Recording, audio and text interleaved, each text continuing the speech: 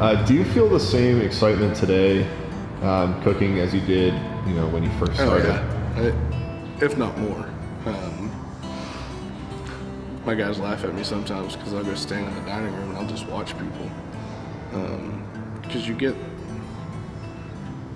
a sense of pride when somebody takes a bite and you can tell that they really enjoyed it.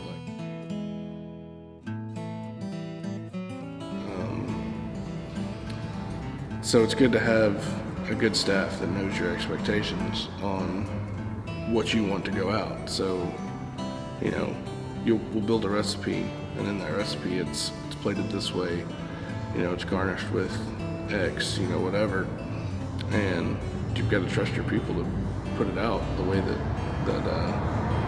you've written it to be put out. You want the meal to be an experience to somebody, and you want to build different layers on it. You don't want it to just be, okay, I got ribs and I got barbecue sauce. It's the same thing. I can go anywhere. I can make it at home. The whole thing about cooking and being a chef is you don't want people to think that they can do it at home. You want them to almost see magic. It's why most of our chef coats are double-breasted, so if we get dirty, we can flip it over and look clean again. So they're like, oh, how did you do this? But you're still in a clean white chef coat. It's magic.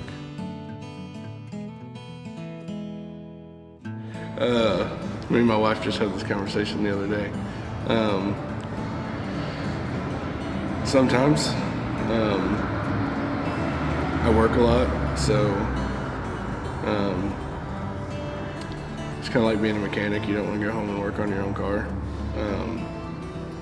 And then there's other times that I just get in the kitchen and I play and try different things. My wife's my test subject on a lot of stuff, so she's brutally honest. So if it sucks, she's going to tell me that it does.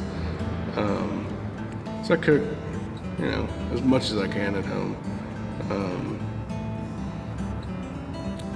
Sometimes I just want to go out and have somebody else cook for me, but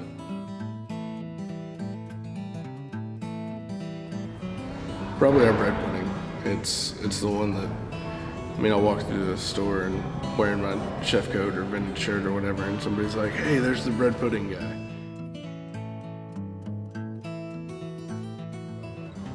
Man, it was a good time. The instructors were awesome.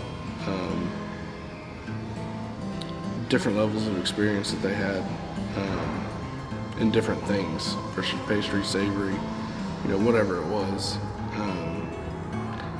And to impart that knowledge, hey, try this a different way, or try doing this with that, helped a lot. But not only that, the business side of it, how to cost a menu, how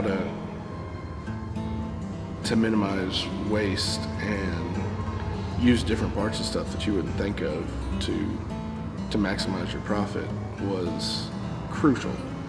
I couldn't have taken over as GM without the business knowledge side of it.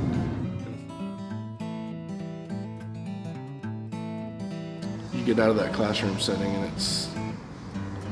if they've never worked in a restaurant before, it can be a little scary at first because Friday and Saturday nights are loud, they're fast. I obviously don't run a Gordon Ramsay kitchen where I'm yelling and throwing and cussing and, but it's a fast-paced environment. It's hot. There's sharp things. There's fire, So you get them out of that controlled environment, and watching them learn and seeing the light bulb click is probably the coolest thing ever.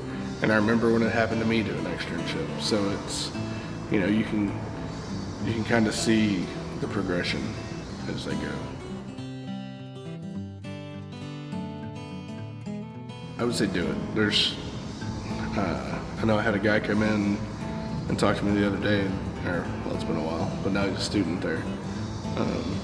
And he was kind of on the edge. Do I want to go? Do I not want to go? You're not going to get a better experience.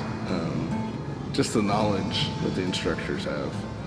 I'm sure if you sat down and added up their years of experience, it would be some crazy, outrageous number.